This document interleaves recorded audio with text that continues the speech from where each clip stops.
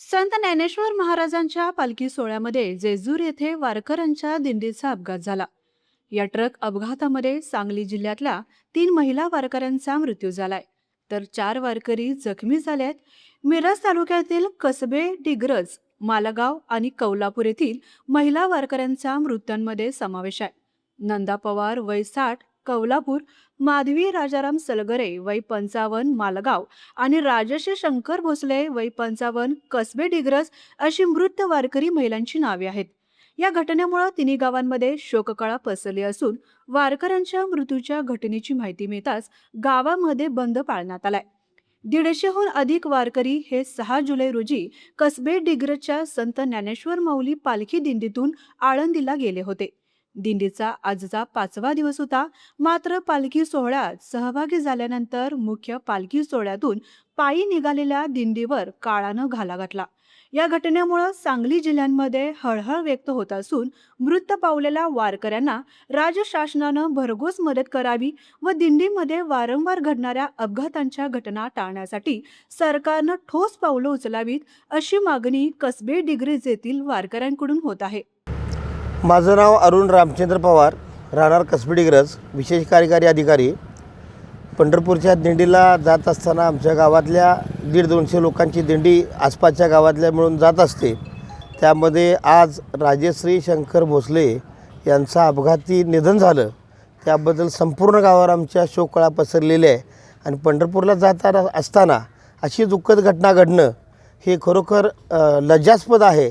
या दृष्टिकोनातून शासनानं त्यांच्या कुटुंबियांना काहीतरी मदत करावी आणि नुसती मदत करून न थांबता वर्षाला जे काही अपघात होऊन काही वारकऱ्यांचा मृत्यू होतो त्या अनुषंगानं कायमस्वरूपी उपाययोजना करण्याची गरज शासनाची, केंद्र सरकारची आहे.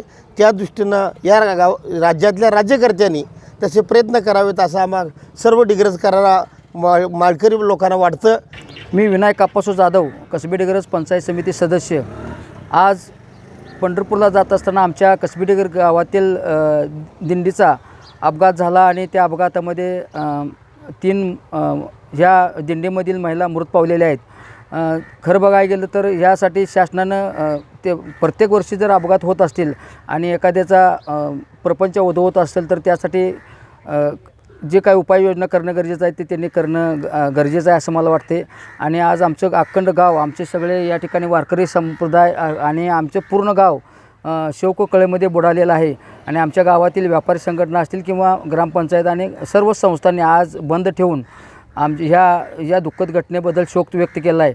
फक्त माझी या सरकारकडे एवढीच मागणी आहे की वारंवार जर अशा घटना घडत असतील आणि एखाद्याचा संसार जर होत असेल तर आपण या ठिकाणी मृत पावलेले व्यक्ती आहेत त्यांच्या कुटुंबातील कोणत्याही एका व्यक्तीला राज्य सरकारच्या मध्ये सामावून घेऊन त्यांना नोकरी द्यावी अशी आमच्या सर्व गावकऱ्यांची या ठिकाणी इच्छा आहे. आणि तातडीनं ताबडतोब त्यांना जे कोण मयत झाले आहेत त्यांच्यावर मदत आर्थिक स्वरूपाची मदत करावी आणि जे कोण जखमी आहेत त्यांनासुद्धा भरघोस प्रमाणात मदत करावी अशी आमची सर्व गावकऱ्यांची इच्छा आहे. आणि आम्ही पूर्ण अखंड गाव आज पूर्ण शोकसागरात बुडालेलो आहोत. धोंडराम तुकाराम यादव, राहणार कसबे, डिग्रज. सांगली जिल्ह्यातून कसबे, डिग्रज गावची आमची दिंडी आज जवळजवळ 25 ते 30 वर्षे आषाढी वारी चालत आलेली आहे. आणि आमच्या दिंडीचा आज यावर्षी दुर्दैवी अपघात झालेला आहे. आमच्या गावावरती भयंकर शोककळा पसरलेली आहे. 3-4 लोक महिला वारलेल्या आहेत असं म्हणून समजतं आहे आम्हाला. महाराष्ट्र शासनानं वेळोवेळी लोकांनी सांगून मुख्यमंत्र्यांनी, उपमुख्यमंत्र्यांनी याच्यावर काहीतरी निर्णय घेऊन होणाऱ्या लोकांचं, वारकरी संप्रदायाचं हाल कमी करण्यात यावं. दुसरी गोष्ट की मृत झालेले लोक आहेत, या मृतांच्या वारसांना भरघोस मदत देवेंद्र फडणवीस यांनी जाहीर करावी आणि त्यांच्या कुटुंबाचं सात्वन करावं ही माझी पूर्ण इच्छा आहे. आणि त्यामध्ये मृतांच्या लोकांमध्ये जे मरण पावलेले आहेत त्या लोकांच्या वारसांना महाराष्ट्र शासनानं त्यांच्या कृतीप्रमाणे नोकरीत समाविष्ट करून घ्यावं ही महाराष्ट्र शासनाला माझी पूर्ण विनंती आहे.